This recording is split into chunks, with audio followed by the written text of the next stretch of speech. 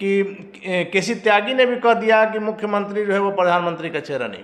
क्या चल रहा है? नहीं, ठीक है, मुख्यमंत्री प्रधानमंत्री पद के उम्मीदवार नहीं हैं या दावेदार नहीं हैं, ये जेडीयू की तरफ से बार बार कहा जा रहा है। लेकिन मैं फिर बार बार कह रहा हूं कि दीवार पर लिखी हुई इबारत कुछ और कर रही है। चाहे वो जेडीयू दफ्तर की दीवार पर लिखी हुई हो और चाहे पटना में दूसरे जगहों पर लिखी हुई हो। पटना को जो पोस्टरों से पाट दिया गया है, बिहार में दिखेगा, अब भारत में दिखेगा, बिहार में दिखा है, देश में दिखेगा। तो ये जो तमाम तरह के पोस्टर वो तो कुछ और कर रहे हैं। केसी त्यागी क्या कह रहे हैं, जेडीयू के राष्ट्रीय अध्यक्ष ललन सिंह क्या कह रहे हैं, लेकिन जेडीयू का प्लान कुछ और दिखता है। बहुत हुई जुमलेबाजी, अब काम होगा। जी, बहुत हुई जुमलेबाजी, अब काम होगा। नीतीश कुमार राष्ट्रीय राजनीति में मजबूत उपस्थिति दर्ज कराने जा रहे हैं, ये बात साफ तौर पर दिख रही है। और आज दिल्ली जा रहे हैं या गए हैं तो मुख्यमंत्री नीतीश कुमार का जो अभियान है वो शुरू हो चुका है आज से। लेकिन अभिषेक जी, ये बात तो आपको भी मानना होगा, अभियान होगा, चेहरा भी है, लेकिन अगर सब चीज हो जाए बढ़िया से तब तो कोई दिक्कत नहीं है। लेकिन विपक्ष का चेहरा मुख्यमंत्री नीतीश कुमार किसी स्थिति में कांग्रेस मानेगी? देखिए, कांग्रेस मानेगी नहीं मानेगी, लेकिन एक चीज़ तो आप देख रहे हैं कि बिहार में जो शोर शराबा चल रहा है, मुख्यमंत्री पद के उम्मीदवार कौन होंगे, नीतीश कुमार होंगे, लाल किले पर झंडा फहराएंगे, ये जेडीयू और आरजेडी के नेता कह रहे हैं। कांग्रेस के अंदर खाने तो चुप्पी है, कांग्रेस के किसी नेता ने तो ऐसा नहीं कहा।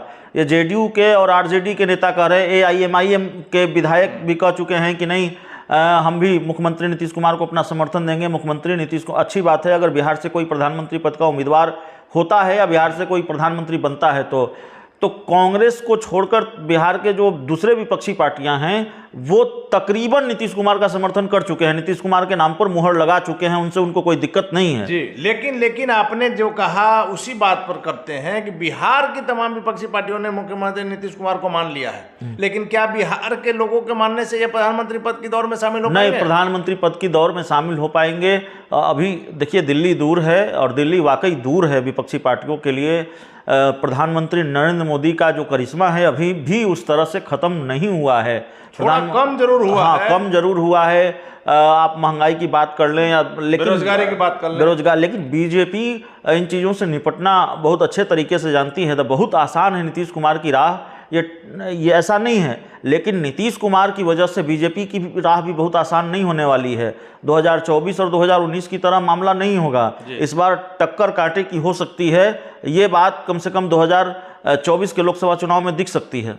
एक और बात ले लेते हैं अभिषेक जी, आपने बराबर इन दिनों यह कहा भी है, ये बातें भी आ रही है चिराग पासवान को लेकर, उनके चाचा पशुपति कुमार पारस जी को लेकर। हम लोग पटना से लेकर हाजीपुर घूमते हैं, लोगों की राय जानने का प्रयास करते हैं कि आखिर चल क्या रहा है।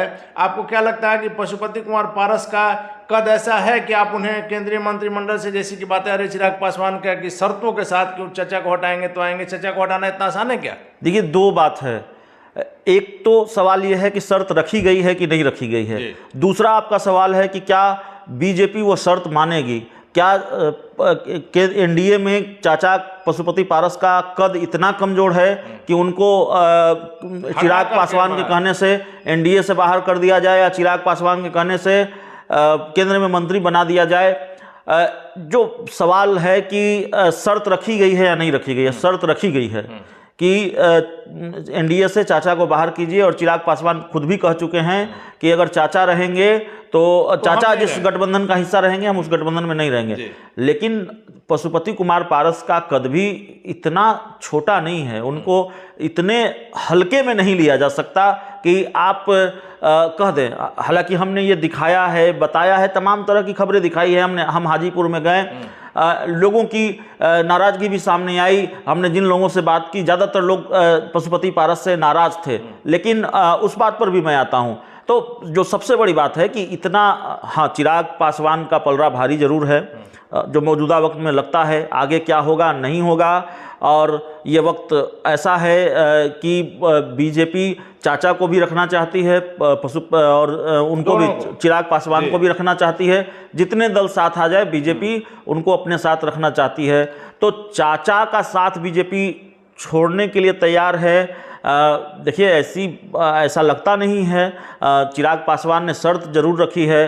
अब चिराग पासवान क्या इतने ज़रूरी हो गए हैं बीजेपी के लिए कि उसको अपने पहले से एक सहयोगी को बाहर करना पड़े, जिसका 5 सांसद है, 5 सांसद हैं, और ऐसी स्थिति और परिस्थिति में जब आप पर आरोप लगा रहा है कि आपके साथ कोई सहयोगी टिक नहीं रहे हैं, सारे सहयोगी आपको छोड़कर जा रहे हैं, जेडीयू थी जो सबसे महत्वपूर्ण सहयोगी थी वो भी छोड़कर चले गए।